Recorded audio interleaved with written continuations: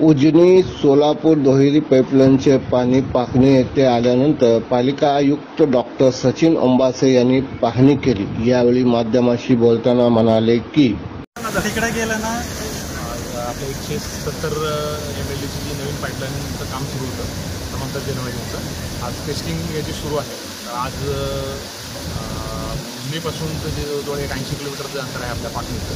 या ठिकाणी पाकणीचं जे आपलं जलशुद्धीकरण केंद्र आहे या ठिकाणी पाणी आलेलं आहे आणि पुढचं साधारणतः अजून एक 15 दिवस आपलं सोरेगावचं वॉटर ट्रीटमेंट प्लांट आहे त्या ठिकाणी जाण्यासाठी त्याला 10 ते 15 दिवस लागतील आणि त्यानंतर साधारणतः एक 1.5 ते 2 महिन्यामध्ये पूर्ण टेस्टिंगची प्रक्रिया पार पडल्यानंतर आपल्याला रेग्युलरली पाणी आपल्याला नवीन जलवाहिनी करता येणार आहे।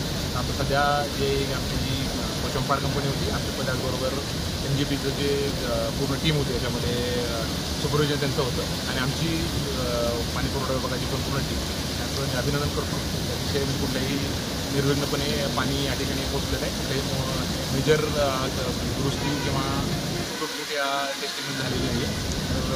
पूर्ण व्यवस्थित चेकिंग झाल्यानंतर साधारणतः 1 महिना ते 1.5 महिन्यामध्ये ती पूर्ण लाईन आपल्याला पूर्ण क्षमतेने आपल्याला वापरात येईल। धन्यवाद।